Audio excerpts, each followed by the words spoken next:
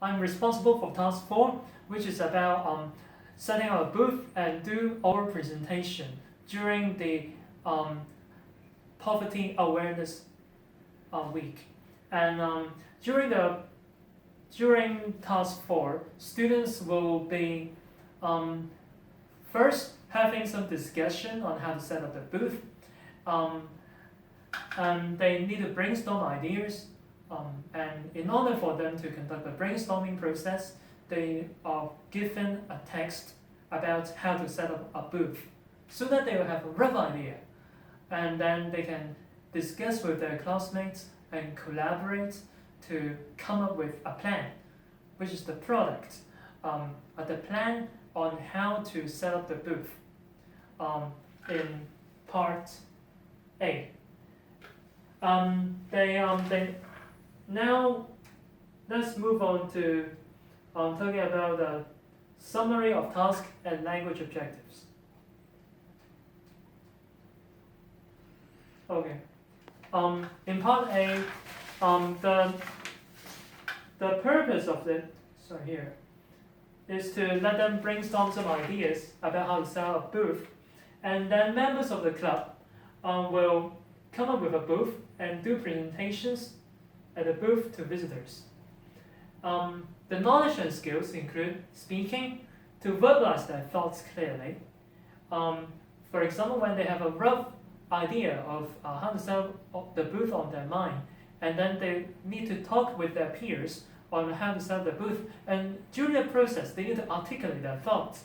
So this speaking part is vital, and also they need to listen to their peers. So when they are listening, they need to process their peers' ideas, and also they need to remember what others have said, and then offer some feedback to the classmates. And so the collaboration skills here is evident. So it involves peer discussion during the preparation of the plan, the product, to set up the booth in part A. And also they need to remember what others have said. And so the memory skills is also very important here. And they will make use of their memory to, for example, or they may take notes of what others have said so as to come up with a plan of how to set up the booth. And then let's look at the task. This illustrates what I've been talking about. Is part A is for them to discuss how to set up the booth, and they need to read a text 1 below, so as to generate some ideas in the meeting. So this is the agenda of the meeting. They need to think about what preparation work to be done before the day of setting up the booth, and they also need to think of how to attract visitors, and then also the dress code, budget, schedule, and division of work, and anything that they find important. And the text 1 here is to act as some scaffolding for them to think of ideas. However, there are some language features embedded in the text. As teachers like me, or who would like to conduct this kind of task-based learning, we actually do not want to talk about the language features explicitly to students. However, we want to get a text with some language features that students can subconsciously learn. So during the task completing process, they can actually acquire the language. So what kind of language here they can acquire? When they are reading, they're actually acquiring the language features.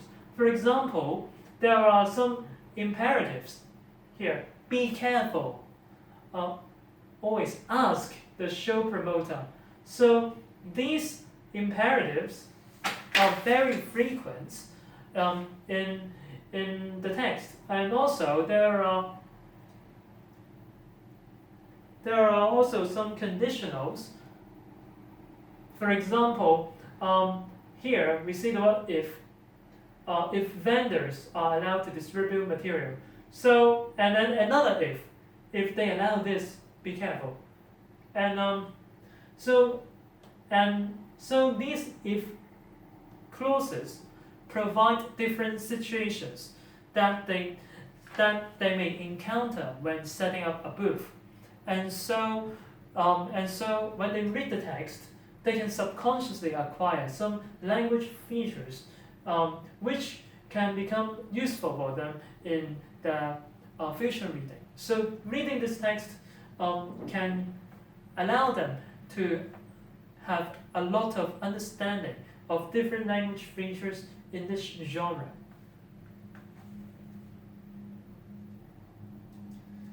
And let's move on to the next part.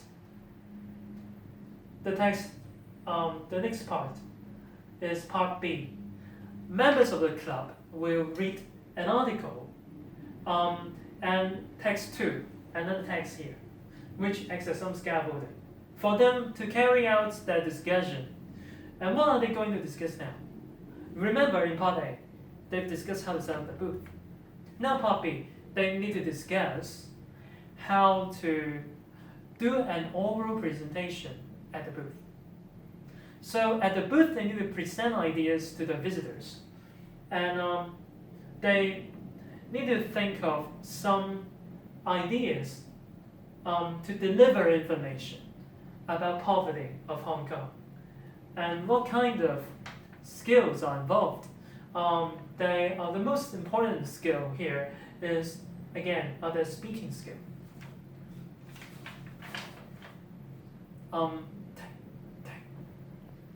They need to